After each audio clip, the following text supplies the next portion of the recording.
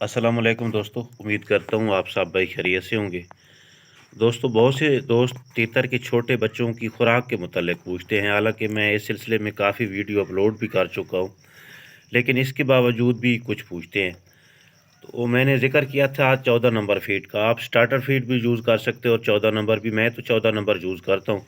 तो ये मैं आज तैयार कर रहा हूँ। इसको तैयार करने का जो तरीका है वो आप लोगों के साथ शेयर करना चाहता हूँ। तो ये 14 नंबर फीड है।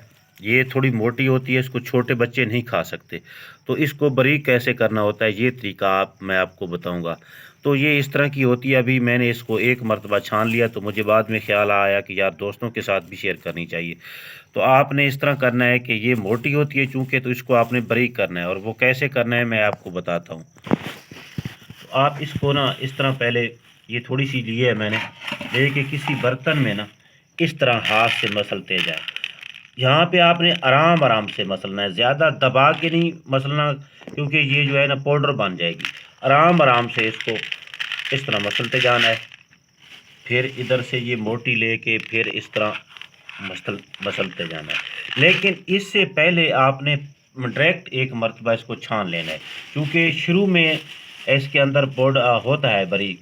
लेकिन वो चूँकि मैंने एक मरतबा इसको छान लिया है, तो इसलिए ना इसमें जो है वो मोटी बच गई है, छोटी निकल गई है। तो इस तरह आप इसको मैं करता रहूँगा।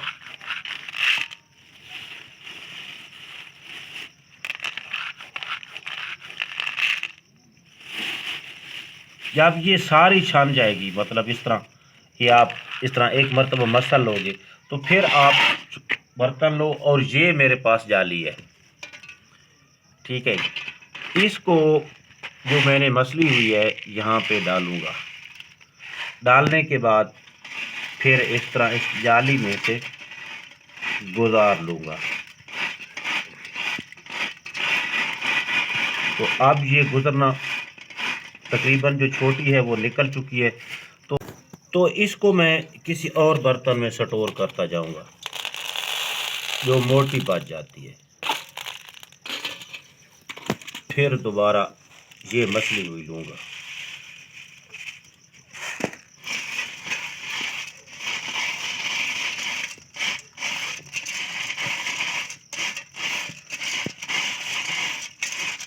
वीडियो को पूरा देखना है आपने, क्योंकि यही चीज़ें फिर आप इसमें ना आप बार बार चीज़ें पूछ रहे होते हैं। हालांकि वो चीज़ें वीडियो में मौजूद होती हैं, लेकिन इसके बावजूद भी आप वही चीज़ें पूछ रहे होते हैं, क्योंकि वीडियो को कुछ दोस्त पूरा नहीं देखते।